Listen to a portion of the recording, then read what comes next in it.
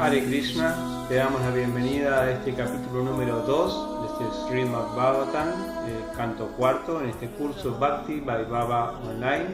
Este capítulo se llama Daksha maldice al señor Shiva, y aquí tenemos varias escenas problemáticas en esta arena de sacrificio. En resumen, un resumen bien corto, Daksha entra en esta ceremonia, en esta arena, todos se levantan excepto Brahma y Shiva, por permanecer sentado Shiva. Esto hace enojar a Daksha, el cual lo maldice y se va. Luego Nandi, el toro del señor Shiva, en honor a su amo, maldice entonces a todos los brahmanas presentes que no objetaron estas maldiciones de Daksha. Entonces Brigu contramaldice todos los seguidores del señor Shiva, y luego al final del capítulo el señor Shiva se va.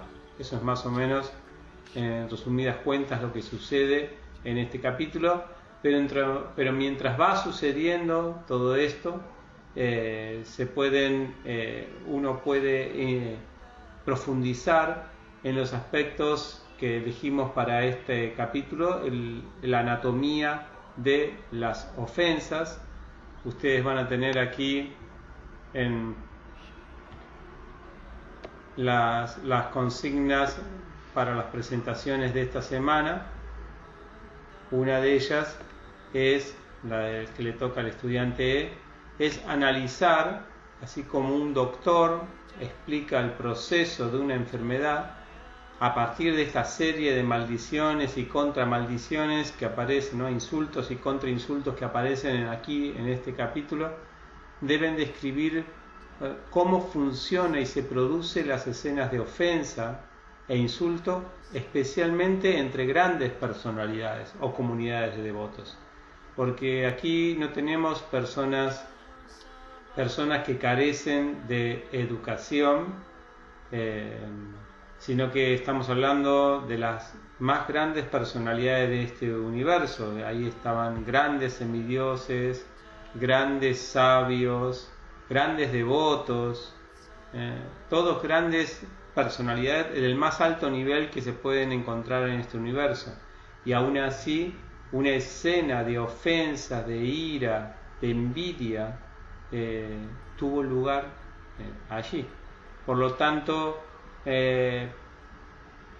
estaría bueno que en este análisis uno pueda explicar, estudiante en cuestión y después nosotros en el encuentro online, de qué manera suceden estas ofensas dentro de personas que se están esforzando inclusive por superarse espiritualmente.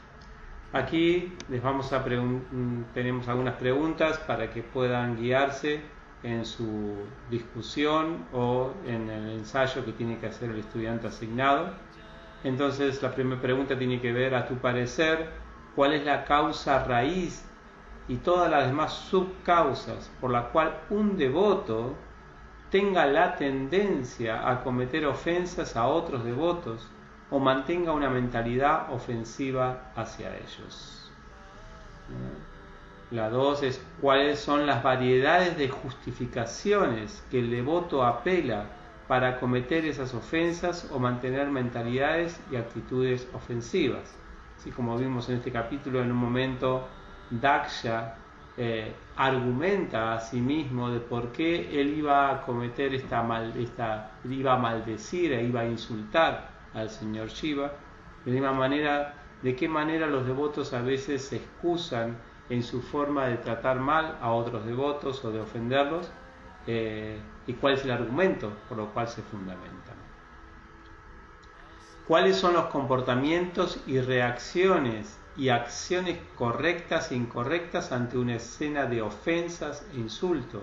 ¿De qué manera uno debe actuar? ¿De qué manera si uno es el ofendido, de qué manera debería actuar? Si uno es el que ofende, o los testigos, ¿cuáles son las maneras correctas o incorrectas? También te vamos a pedir, o les vamos a pedir, que piensen en una escena donde hayan sido testigo directo de una situación de ofensas e insultos entre devotos y analizarla comparándola con los comportamientos de los personajes de este capítulo. Quizás esta escena nos enseña varias cosas para tener en cuenta en estas escenas de ofensas. Otra pregunta es: ¿cuál es la mejor actitud y manera de responder ante una ofensa personal, tomando en cuenta los versos de significados 4, 2, 18 y 33? En estos dos significados muy importantes, a mi parecer, se habla de cuál es el comportamiento que debería tener un devoto ante las ofensas. A veces nosotros mezclamos las reglas que se dan para una persona no devoto cuando es ofendida o cuando ofenden a alguien, de defenderse o de argumentar. A veces hay reglas en las escrituras, por ejemplo en el Bhagavad Gita encontramos que si alguien es insultado o si alguien quema la casa de otro, esa persona puede matarlo. Estas reglas son del Artha Shastra. Pero ¿cuáles son las reglas o cómo considera el devoto los insultos o maldiciones? Supuestamente a partir de estos significados vemos que el devoto jamás puede ser maldecido. Entonces, las maldiciones que obtiene, ¿cómo las toma él? ¿De qué manera sucedió esto aquí en este capítulo con el señor Shiva? Bueno, entonces un análisis muy interesante para ver de qué manera los devotos tendrían que tomar los insultos o las maldiciones o las malas ondas cuando éstas le atacan a uno. Dice: ¿cuál sería tu moraleja también o tu enseñanza a partir del análisis de la anatomía de las ofensas? Y para finalizar, a partir del análisis de este capítulo, todo este análisis que hiciste en este capítulo, y basado en tu experiencia, y ahora también como un doctor especialista en ofensas, debido al análisis que has hecho en todo este ensayo, ¿qué remedios o tratamientos le prescribirías a los siguientes 3 pacientes para prevenir escenas de ofensas o para actuar en casos que la ofensa tengan lugar? Tenés aquí, por ejemplo, casos de una persona que está teniendo una mentalidad ofensiva con un devoto o que podría llegar a tener una mentalidad ofensiva. ¿Cuál es el tratamiento para aquel que ha cometido una acción ofensiva hacia un devoto o que está listo para cometerla, ¿no? Para prevenir que no la ocurra, la verbal o física? ¿Cuál es el comportamiento que debe tener un testigo que está ahí en la escena de una ofensa a un devoto? ¿Y cuál debe ser el comportamiento de alguien que es ofendido? Así que esta es la primera propuesta para analizar en nuestro próximo encuentro online, y la propuesta para que pueda describir y estudiar, analizar el estudiante que debe profundizar en este tema durante esta semana. Así que ese es uno de los temas importantes que podemos rescatar de este capítulo, la anatomía de las ofensas. Y otro de los aspectos interesantes también, que Srila Prabhupada hace unos hermosos significados, es acerca de la prueba empírica de la autoridad de los Vedas. Ahí tenemos una propuesta. Srila Prabhupada dice en el significado 4.2.31, dice en una parte: la conclusión es que las mismas personas que se rebelan contra los principios védicos son la prueba de que los Vedas son la autoridad, pues al no seguir esos principios se comportan como animales. Esas personas embrutecidas son de por sí la prueba de la supremacía de las regulaciones védicas. Aquí Prabhupada está dando una prueba empírica, en un sentido, de cómo los Vedas son autoridad, porque los que no los siguen o los que lo critican, las enseñanzas védicas, su comportamiento deja mucho que desear. Entonces, el análisis va a estar basado en cómo esto sucede en el mundo, en la sociedad actual. Esto es más bien un tema desde la aplicación teológica para defender los principios, ¿no?, de los Vedas.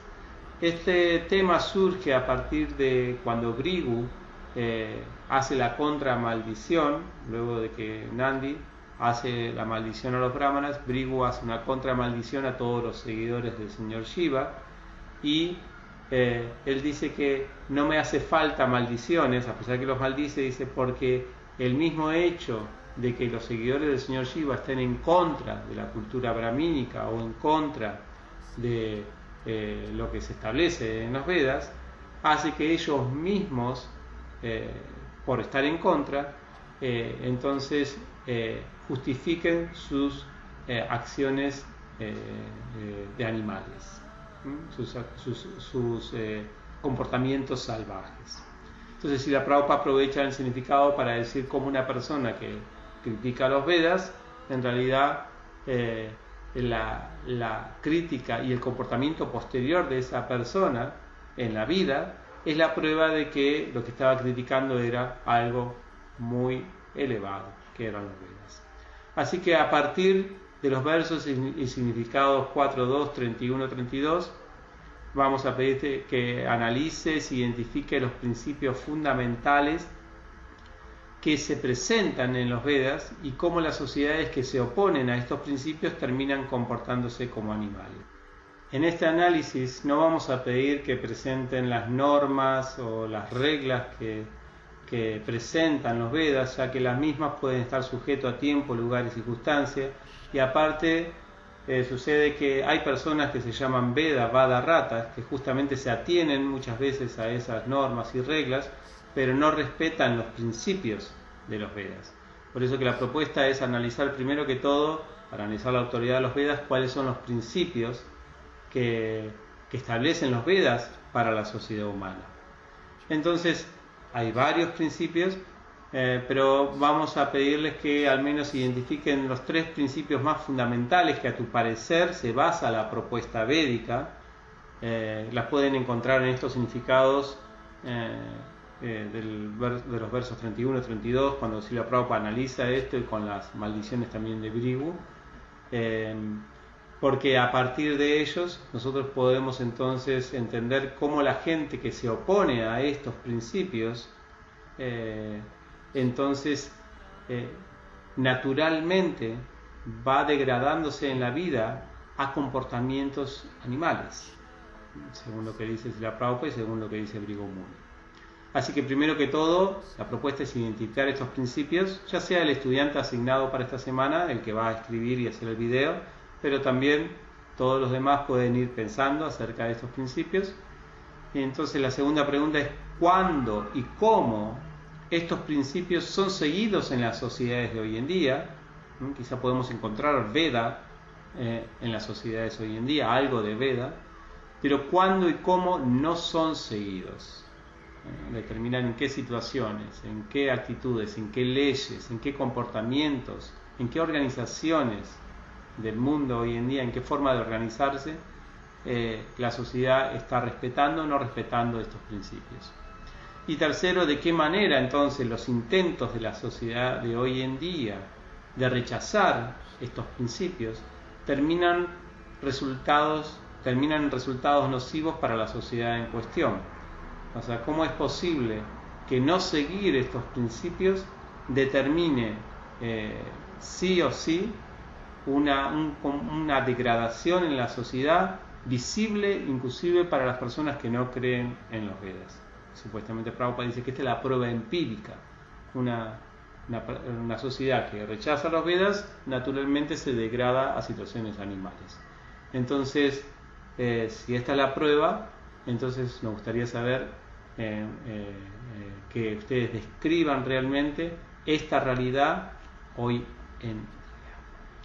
Bien, estos son los 2 trabajos, aparte del tercero, que es el primero, que es el panorama que debe hacer uno de los estudiantes, el estudiante B, debe relatar un panorama, un resumen de este capítulo, prácticamente decir cómo fueron esa serie de maldiciones. En este capítulo se indica que Nandi hizo 3 maldiciones, cuáles fueron esas 3 maldiciones, cuáles fueron las maldiciones de Bhrigu, por qué Vidura se asombra, por qué Vidura se asombra de estas escenas que suceden aquí, cuál es la causa de su asombro. Bueno, todos estos aspectos lo va a describir también el devoto que está encargado, el estudiante que está encargado de describir el resumen y panorama de este capítulo. Bien, con esto entonces terminamos la descripción de este capítulo. Nos vemos en el próximo encuentro online. Muchas gracias. Hare Krishna.